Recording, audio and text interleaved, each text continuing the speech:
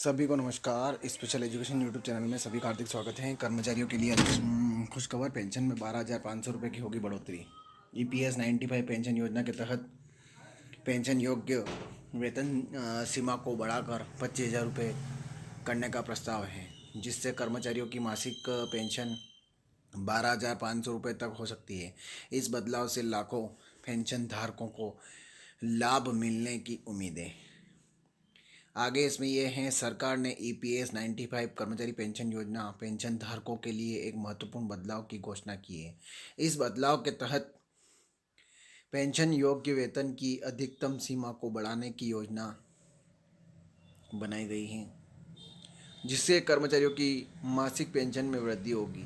मौजूदा समय में EPS 95 पेंशन योजना के तहत पेंशन योग्य वेतन की अधिकतम सीमा 15,000 रुपये है, लेकिन नए प्रस्ताव के अनुसार इसे बढ़ाकर 25,000 रुपये करने की योजना है, जिससे कर्मचारियों की मासिक पेंशन में 12,500 रुपये की बढ़ोतरी हो सकती है।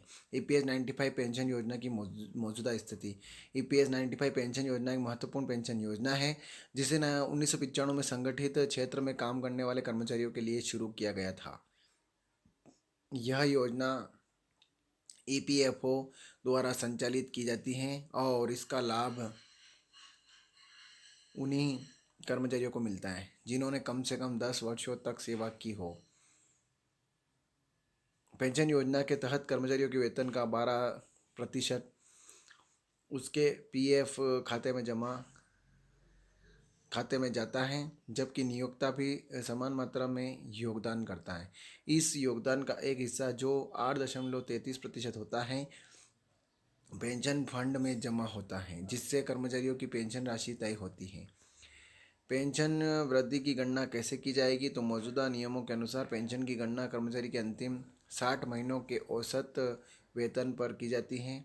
उदाहरण के लिए, अगर आपकी मासिक सैलरी 15,000 रुपये है और आपने 35 साल तक सेवा की है, तो आपकी मासिक पेंशन 7,500 रुपये होगी।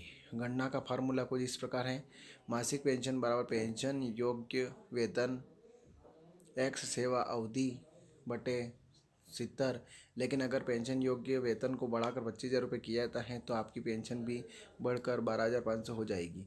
यह बदलाव कर्मचारियों के लिए एक बड़ी राहत साबित हो सकता है, खासकर उन लोगों के लिए जिन्होंने लंबी अवधि तक सेवा की। उच्च पेंशन योजना की आवश्यकता क्यों?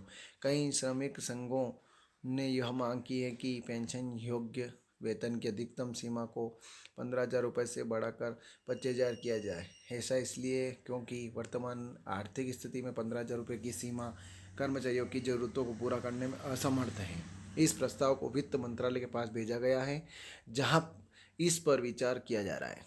अगर इसे मंजूरी मिलती है तो लाखों पेंशन धारकों को इसका सीधा लाभ मिलेगा। निजी क्षेत्र के कर्मचारियों के लिए भी राहत।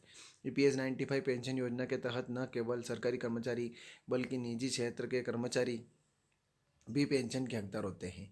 अगर आपने किसी प्राइवेट कंपनी में काम किया है और आपका PF कटता है, तो आप भी इस योजना का लाभ उठा सकते हैं। यह योजना संगठित क्षेत्र में काम करने वाले कर्मचारियों के लिए है और इसमें शामिल होने के लिए कर्मचारियों को 10 वर्षों तक नौकरी करनी होती है। रिटायरमेंट के बाद 58 वर्ष की आयु पूरी होने पर पेंशन मिलनी शुरू हो जाती है। मौजूदा पेंशन में अधिकतम सीमा। अगर मौजूदा नियमों के अनुसार देखा जाए तो 15,000 की पेंशन योग्य वेतन सीमा के तहत अधिकतम पेंशन 7,500 होती हैं। हालांकि इस पेंशन को बढ़ाने के प्रस्ताव के बाद अगर वेतन सीमा 25,000 कर दी जाती है, तो पेंशन 12,500 हो जाएगी। यह बदलाव कर्मचारियों के लिए आर्थिक रूप से फायदेमंद साबित हो सकता है, खासकर उन लोगों के लिए जो अपनी नौकरी की सेवा अवधि को पूरा कर चुके हैं। EPFO द्वारा पेंशन में बदलाव की प्रक्रिया। EPFO यानी कर्मचारी भविष्य निधि संगठन ने फिलहाल उच्च पेंशन योजना की गणना की प्रक्रिया की घोषणा नहीं की है। पेंशन गणना की प्रक्रिया में परिवर्तन आने पर अधिक जानकारी उपलब्ध कराई जाएगी। वर्तमान में कर्मचारी और नियोक्ता दोनों की ओर से योगदान के आधार पर पेंशन तय होती है और इसे बढ़ाने के लिए EPFO नई गाइडलाइन जारी कर सकता है। तो ये खबर थी, ज़्यादातर शेयर करें, लाइक करें, कमेंट करें। आपको खबर कैसी लगी और आप मेरे चैनल पर नए हैं तो चैनल को सब्सक्राइब जरूर करें। जय हिंद, जय भारत।